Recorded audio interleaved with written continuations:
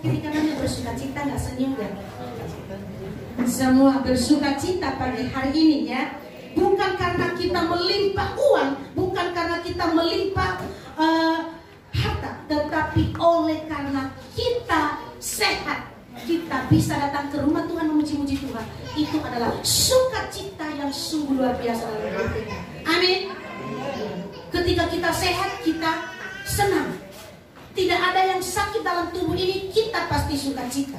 Kalau ada sedikit saja yang sakit dalam tubuh ini, pasti tidak enak sekali. Saya teringat kepada anak saya Hans minggu Jumat yang lalu, dia sakit ya. Bahkan dia buang-buang air, tidak bisa duduk tenang. Sebentar ke kamar mandi, sebentar ke kamar mandi, bolak-balik. Dan dia menangis di kamar mandi. Perut Dede sakit sekali. Mama, Dede tidak mau hidup seperti ini. Saya tidak mau hidup seperti ini. Ya, kita berdoa supaya Dede sembuh, minum obat, dengar kalau dinasehati. Ya Ma, Dede kalau mau minum, baiklah. Ya, jadi seperti itu. Kita juga dalam Tuhan. Kalau kita sehat bisa datang ke rumah Tuhan, itu adalah sukacita yang luar biasa. Karena tidak semua jemaat Tuhan, tidak semua orang bisa menikmati sukacita yang kita nikmati saat ini. Kita sudah bersorak-sorai untuk Tuhan, kita berkeringat. Ya mungkin ya ada yang sedang menangis saat ini, tetapi kita adalah orang-orang yang istimewa. Amin. Tos kiri kanan, kita istimewa. Kita istimewa di dalam Tuhan. Tema kita pada bulan ini berbicara tentang kebahagiaan keluarga. Seperti apakah kebahagiaan dalam sebuah keluarga itu? Keluarga Kristen yang bahagia, yang harmonis, yang memuliakan Tuhan. Setiap kita mendambakan sebuah keluarga yang bahagia, yang harmonis, yang memuliakan nama Tuhan, yang tidak cekcok setiap hari, yang bahagia. Saya percaya bahwa setiap kita menginginkan kita bahagia. Tidak ada yang menginginkan dia sedih, tidak ada yang menginginkan dia melarat, tetapi dia menginginkan supaya bahagia. Pak Gembala sudah menjelaskan minggu yang lalu, bagaimanakah keluarga yang bahagia itu? Tentu keluarga yang bahagia adalah keluarga yang saling mengasihi, saling terbuka, ada komunikasi yang baik. Tidak ada yang disembunyikan, suami tidak menyembunyikan uangnya, istri juga tidak menyelipkan uangnya di mana-mana, tetapi semua terbuka. Saya punya tabungan di sini, saya punya celengan di sini, ATM saya ada di sini. Bahkan satu sama lain saling mempercayakan ATM-nya. Kalau saya terserahkan sama Pak Anu, jadi saya tinggal minta tolong Pak, minta tolong nanti tarik ya, karena langsung pulang dari kerja. Kalau ditanya ada uang Ibu Amel, ada sih, tetapi saya tidak bisa narik karena saya kasih sama Pak Anu. Jadi supaya pengeluaran kami itu tahu. Jadi Pak Anu juga tidak sembunyi-sembunyi, oh sama ini, karena saya juga tahu berapa nominal yang ada di tabungan saya. Jadi kalau hilang, oh siapa yang pakai? Jadi satu sama lain harus terbuka. Tidak ada yang sembunyi-sembunyi. Saya selipkan dulu nih 500.000, jaga-jaga. Takut nanti apa? Aduh, kalau minta uang roll kan nggak mungkin istri kasih. Habis-habisin uang aja, habis di asap. Mendingan kita makan, kita beli beras. 1 karung beras sebulan makan. Coba dia sendiri yang pakai 500.000 buat asap doang.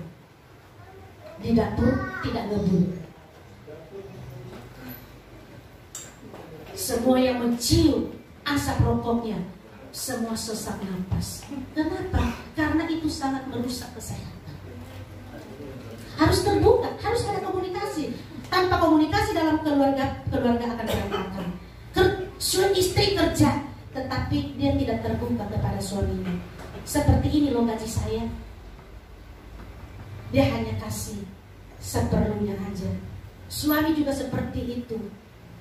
Hanya ini loh, bukan berarti kita saling mengekang satu sama lain. Tidak. Dalam keluarga jangan saling mengekang satu sama lain. Itu tidak akan bahagia, tidak akan harmonis. Pasti curiga satu sama lain. Jangan. Jadi seperti itu. Supaya tidak terjadi kecurigaan satu sama lain, harus terbuka, khususnya masalah keluarga. Karena itulah masalah satu-satunya dalam kehidupan keluarga itu adalah masalah. Tidak ada uang, bisa berantakan semuanya. Karena istri tidak bisa memasak, tidak bisa belanja, tidak bisa beli cabai. Minta ikannya digoreng pakai cabai, nggak ada uangnya. Pengennya yang pedas, tapi tidak mau memberi dia biaya. Bagaimana keluarga bahagia itu, keluarga Kristen itu, supaya bahagia? Mari kita sama-sama dulu belajar dari kebenaran firman Tuhan. Dari Mazmur 128. Mazmur 128. Sudah dapat Mazmur 128-nya? Kalau bisa pakai Alkitab ini cepat, jadi pakai talinya. Ya, kalau saya pakai tali, saya sudah taliin dari rumah. Jadi pas saya sampaikan tinggal tarik talinya, buka, nggak lama-lama. Ya ini kan benar juga kan kata Suryadi. Kalau yang di HP agak lama sedikit ya, apalagi kan agak kecil. Kecuali kalau laptop agak gede. Mazmur 128 ayat 1 sampai ayatnya yang ke-6. Sudah dapat semuanya? Amen. Nanti kita akan baca secara bersama-sama. Semua bersuara ya, karena ini berkat atas rumah tangga. Berkat atas rumah tangga. Nyanyian ziarah. Berbahagialah setiap orang yang takut akan Tuhan, yang hidup menurut jalan yang ditunjukkannya. Apabila engkau memakan hasil jerih payah tanganmu, berbahagialah engkau dan baiklah keadaanmu. Istrimu akan menjadi seperti pohon anggur yang subur di dalam rumahmu. Anak-anakmu seperti tunas pohon zaitun sekeliling mejamu. Sesungguhnya demikianlah akan diberkati orang laki-laki yang takut akan Tuhan. Kiranya Tuhan memberkati engkau dari Sion, supaya engkau menjadi sampai seumur hidupmu, dan melihat anak-anakmu damai sejahtera atas Israel. Amin. Diaminin ini. Kalau bisa di fotokopi ayat ini, ditempel di tembok, berkat atas rumah tangga. Yang belum berkeluarga, tempel supaya pas menikah. Ini loh berkat kita loh mami. Baca ayam. Hai sayangku baca. Ini kasih di tembok kamar, tembok itu depan. Kalau ada tamu yang datang melihat, wow, rumah tangga yang bahagia. Berbahagia ya kan? Orang hidup takut akan Tuhan. Jadi ketika ada tamu yang bertamu, dia akan terkabung-kabung. Kalau dia melakukan kesalahan, saat itu pun dia akan bertobat. Amin. Kita jangan anggap ini guyonan. Ini firman Tuhan berkata, berbahagialah setiap orang yang takut akan Tuhan, yang hidup menurut jalan yang ditunjukkannya. Bagaimanakah supaya keluarga kita ini bahagia? Tentunya pertama yang harus kita terapkan dalam kehidupan kita, kalau kita mau bahagia, mau harmonis, mau memuliakan nama Tuhan, hidup takut akan Tuhan. Ini adalah fondasi kekristenan kita. Ini adalah fondasi dalam kehidupan kita sebagai anak Tuhan. Ini adalah dasar kita kalau kita mau membina rumah tangga. Kita harus hidup takut akan Tuhan. Kita hidup takut akan Tuhan artinya kita menghormati Tuhan, kita menghargai Tuhan. Bukan hanya sekedar main-main saja, tetapi kita hidup takut akan Tuhan. Kenapa kita ada di tempat ini, kita mau datang memuliakan Tuhan? Karena kita takut akan Tuhan. Kita menghormati Tuhan. Ini adalah harinya Tuhan. Saya mau datang ke rumah Tuhan untuk memuliakan namanya. Amin. Tepuk tangan dulu. Kita datang hari menyadari inilah waktu saya untuk memuliakan Tuhan. Sudah 6 hari saya bekerja, ini waktu saya untuk datang memuliakan nama Tuhan. Saya mau datang bersama dengan keluargaku, saya mau memuliakan Tuhan. Kita berbahagia. Amin. Kita hidup takut akan Tuhan. Hidup takut akan Tuhan, mau menghargai Tuhan. Ketika kita beribadah, kita menghargai Tuhan. Kita sungguh-sungguh di dalamnya. Tidak main-main ketika ibadah, tidak main-main ketika memuji Tuhan. Tetapi kita mau serius. Kenapa? Karena kita menghormati Tuhan. Allah pencipta kita, kita harus hormati. Allah pencipta kita, kita harus hargai. Kita harus hidup takut Tuhan. Hidup takut akan Tuhan seperti apakah hidup keluarga kekristenan ini? Hidup kita ini anak-anak Tuhan, supaya terus kita adalah dalam pimpinan Tuhan. Hidup sesuai dengan jalan yang ditunjukkan oleh Tuhan. Hiduplah sesuai dengan jalan yang ditunjukkannya. Apakah jalan ditunjukkan oleh Tuhan bagi kita? Ya, hidup jangan melenceng, jangan melihat ke kiri dan ke kanan. Pandanglah ke depan bahwa Yesus Kristus adalah tujuan hidupmu. Amin. Kita mau pandang ke depan bahwa Yesus Kristus satu-satunya jaminan dalam hidupku. Dialah segalanya dalam hidupku, bukan yang lain. Itulah kita hidup menurut jalan yang ditunjukkannya. Ketika Tuhan memanggil Yosua saat menggantikan Musa, saat itu Yosua takut karena dia masih muda. Bagaimana memimpin bangsa yang besar ini? Tetapi Tuhan berkata, janganlah menyimpang ke kiri dan ke kanan. Jangan takut, jangan gentar. Aku akan menyertai engkau. Kalau kita berjalan, kalau kita hidup sesuai dengan jalan ditunjukkan Tuhan bagi kita, kita percaya bahwa penyertaan Tuhan itu tidak akan pernah berakhir dalam hidup kita. Tuhan akan terus tuntun kita dalam pekerjaan kita, dalam pelayanan kita, dalam kehidupan keluarga kita. Seperti yang saya sebut tadi, tidak ada yang melenceng, tidak ada yang disembunyikan di dalamnya, tidak ada yang ditutup-tutupi, tapi semua terbuka. Maka kita akan menikmati berkat Allah itu. Amin. Amin. Ya, kita harus hidup takut akan Tuhan. Berikutnya yang kedua, supaya keluarga kita ini diberkati oleh Tuhan, marilah bekerja sesuai dengan apa yang ditunjukkan oleh Tuhan. Di ayat yang kedua dikatakan di sini, ya, apabila engkau memakan hasil jeripayah tanganmu, berbahagialah engkau dan baiklah keadaanmu. Artinya kita sebagai anak-anak Tuhan, marilah kita bekerja, mari kita berusaha. Pekerjaan seperti apakah yang dimaksud oleh Tuhan di sini supaya kita bahagia? Tentunya mari kita bekerja sesuai dengan yang diharapkan Tuhan bagi kita. Kita tidak bekerja karena apa? Karena kita menipu, karena kita mencuri.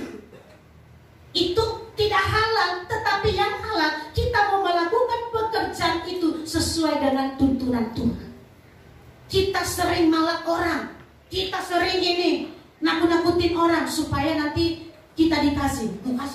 Mau kasih kan? Saya tembak loh, saya tembak. Itu kita sudah mengintimidasi orang. Kita intimidasi orang, akhirnya mereka ketakutan. Mereka kasih, iya, jangan, ampun Doro.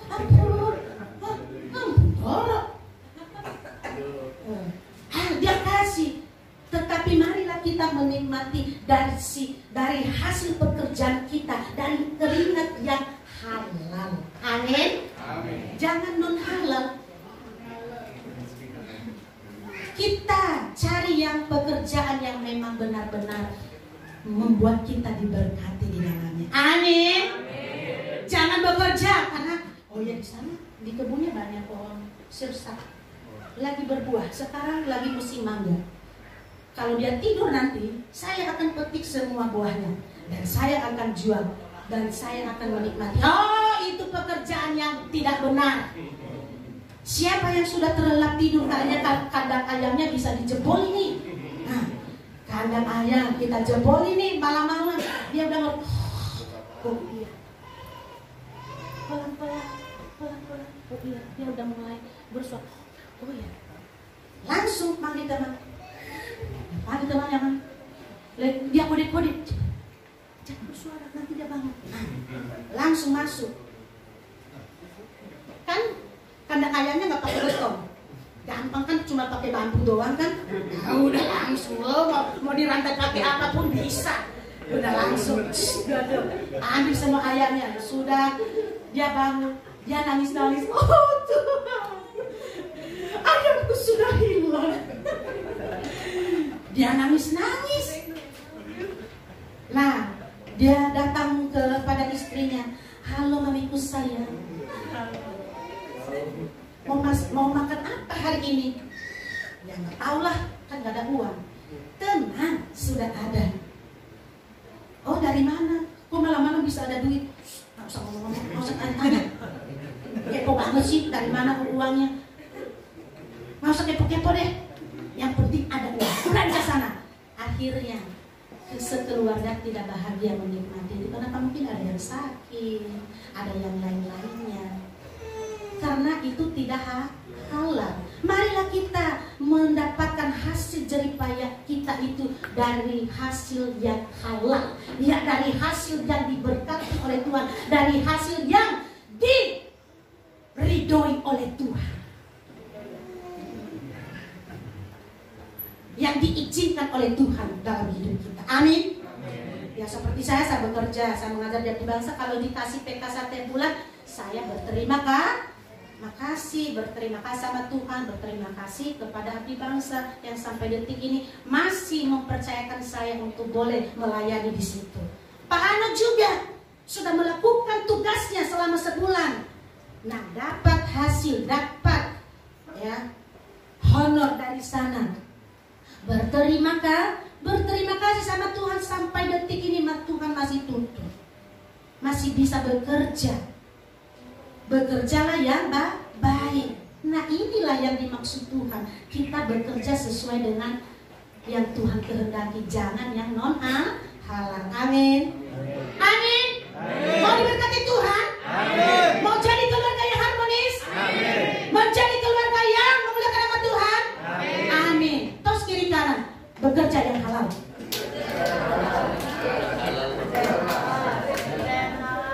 Bekerja yang halal.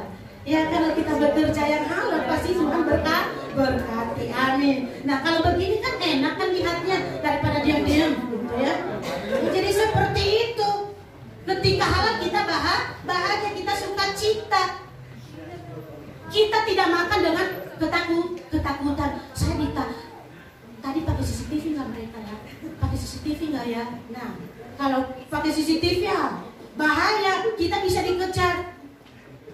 Kalau udah pakai CCTV, karena sekarang semua rumah pasang CCTV, kecuali di gereja kita, makanya kita tidak bisa kita lacak karena nggak ada CCTV. Coba kalau ada CCTV kita bisa lacak gitar itu di mana, karena gitar itu dari hasil tabungan para kaum pria. Mereka menabung 10.000 per bulan, berapa tahun mereka menabung itu masih ada dulu Pak Hendro. Baru bisa kebeli sudah Pak Hendro dipanggil oleh Tuhan. Mereka menabung 1.500.000 kalau nggak salah. Lumayan. Mari ya, mungkin kita gitu. Inilah pergumulan kita supaya kalau tidak ada Bang Daniel, saya Pak Naso, Pak Ano, siapapun bisa main gitar. Kalau di sini kita terbatas, jreng-jreng doang, bunyi. Mau lagu yang cepat, ganti lagu yang lambat. Kalau ada Pak Naso bisa lagu yang cepat, karena bisa ininya. Nah kalau saya nggak bisa, ya ganti aja yang saya bisa. Tidak bisa memakai lagu yang sudah disiapkan dari rumah. Nah jadi seperti kalau gitar saya masih ngikutin. Kalau sudah ini, yang pelan-pelan saja, yang slow-slow saja. Amin. Haleluya. Kita percaya sebelum Natal gitar kita sudah terganti. Amin. Saya tidak menyuruh jemaat Tuhan untuk patungan, tetapi kalau tergerak, kumpulkan segera sama Kak Gojo. Ya. Kumpulkan segera sama Gojo supaya di sekolah minggu saya bisa main gitar. Ya, Gabriel bisa main gitar, nanti saya mimpi pujiannya. Soalnya kalau nggak ada musik juga sepi-sepi baik nih. Sepi-sepi banget. Ya, kalau ada gitar, mau tidak mau saya harus paksa Gabriel main gitar. Walaupun dia malu-malu. Tapi nggak apa-apa malu-malu sama saya, nanti lama-lama tidak malu lagi. Amin. Giliran mau ngaku sama Gojo kurang. Amin. Haleluya. 1.500.000, ya. 10.000. Nggak terasa loh, bakso 13.000, pempek 15.000. Soalnya sekarang nggak ada pempek dekat situ 15.000 satu porsi. Nasi goreng kalau pakai bakso pakai ini telur spesial 17.000. Anggap saja sebungkus nasi goreng. Mati ya? Iya. Aduh. Baik, tadi sudah kedua. Pertama tadi hidup dan utamakan Tuhan. Kedua bekerja yang ketiga, di ayat yang ketiga, istrimu akan menjadi seperti pohon anggur yang subur di dalam rumahmu, anak-anakmu seperti tunas pohon zaitun sekeliling mejamu. Bahkan kita ini ya harus bekerja sama. Harus ada kerjasama di antara anggota keluarga. Ketika ayah sedang mencari nafkah, seorang istri harus kuat di rumah. Harus kuat di rumah, bukan kuat menghabiskan yang dibawa suami. Tidak, kuat mengelola daripada yang sudah ada. Jangan sampai minus. Walaupun minus jangan sampai banyak, 10.000 aja minusnya per bulan.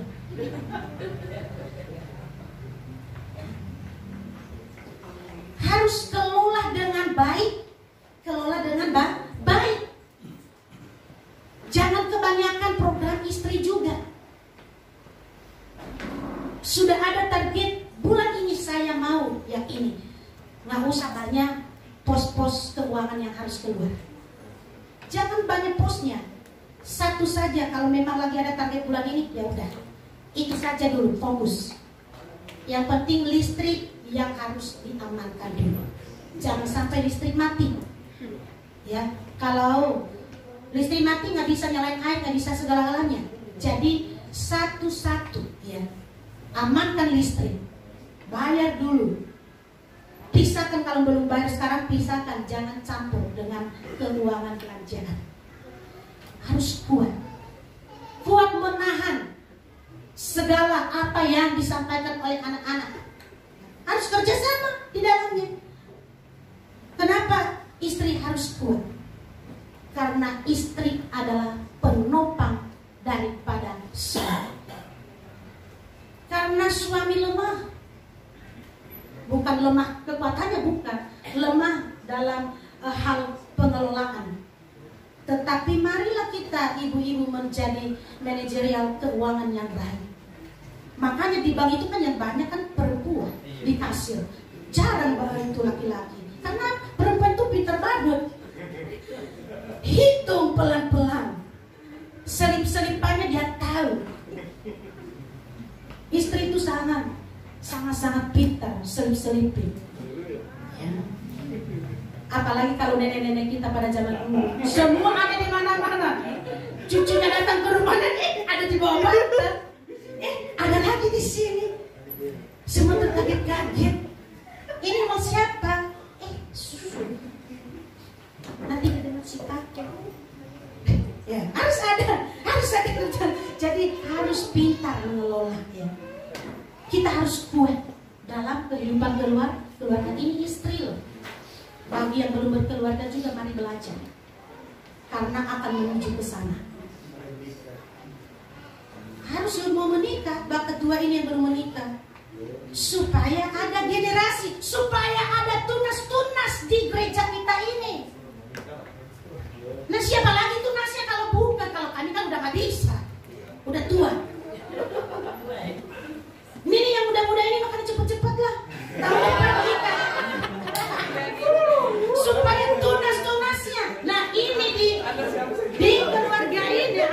di sini. Di dalam rumah anak-anakmu seperti tunas pohon zaitun sekeliling mejamu. Artinya di dalam rumah itu karena ada kerjasama, anak-anak membantu orang tua, anak-anak mengerjakan yang lainnya. Dia sekolah dengan sungguh-sungguh, akhirnya bertumbuh. Dia menjadi penopang daripada keluarga itu. Ini adalah generasi dalam keluarga. Dulu juga mama saya menopang. Saya tumbuh besar, saya sekolah, saya akhirnya pelayanan, saya bekerja.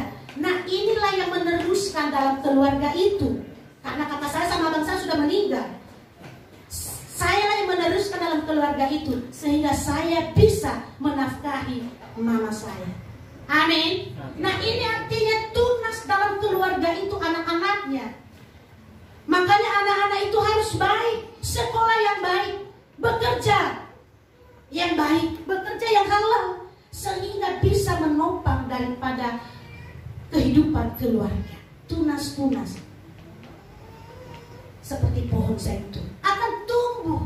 Mungkin pada saat kita kecil, orang tua kita sangat pahit di dalam menjalani kehidupan, membesarkan kita. Tetapi tiba saatnya ketika kita sudah bisa produktif untuk menghasilkan uang, untuk bisa menghasilkan karya, kita yang menopang daripada keluarga itu. Karena orang tua akan lisut, akan cium, akan berkurang tenaganya. Tidak akan seperti kita sekarang, seperti Bang Daniel, seperti Ko Suryadi. Tidak sesegar itu. Tenaga orang tua sudah mulai berkurang. Inilah waktunya bagi anak-anak untuk menolong daripada keluarga itu.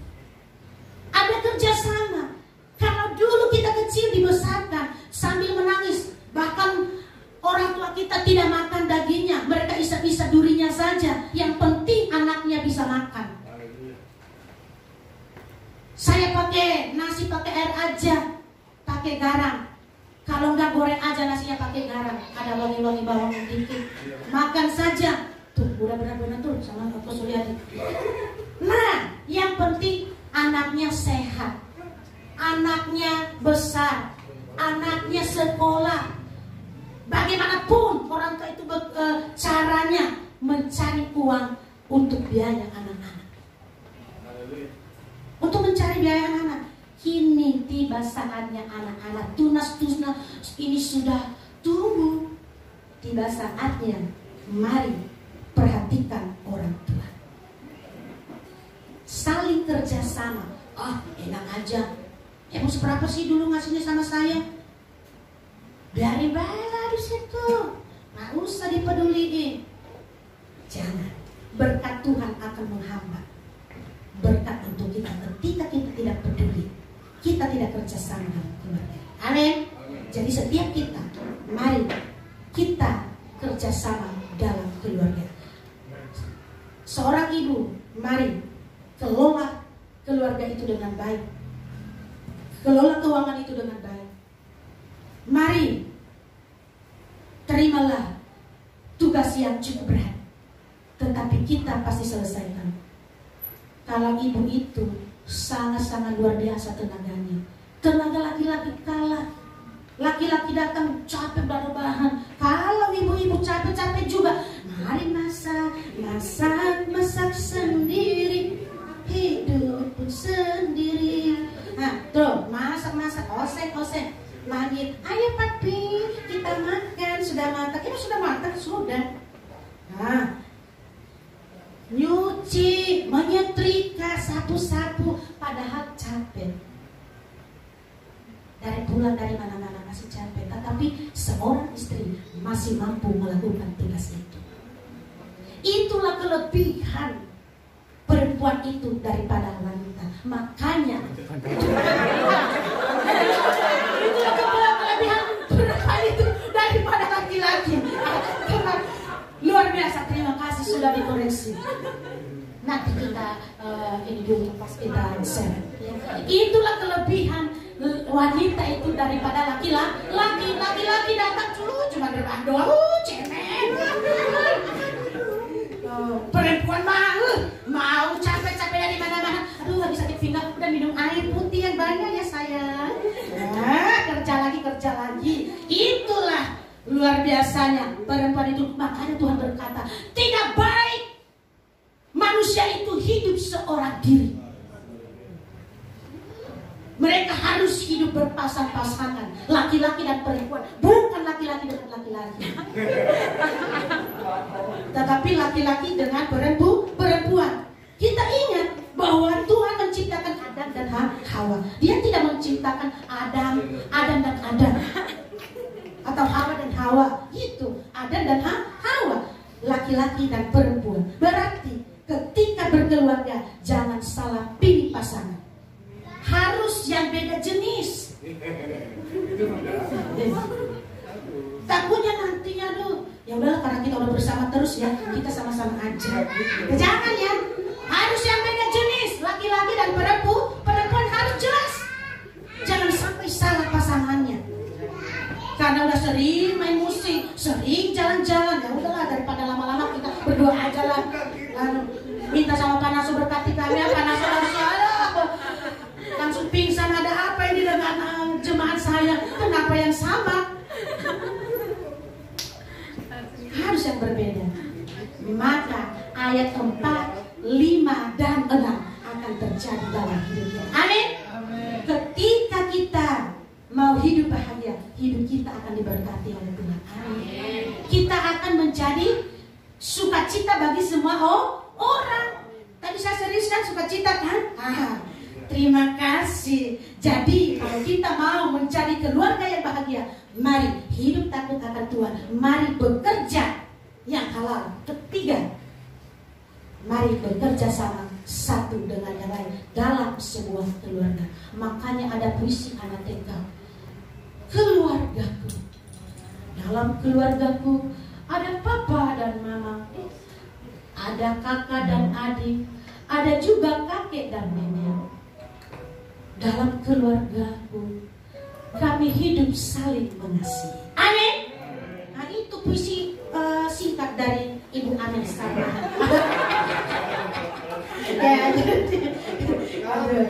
Ya, jadi bisa kan? Amin.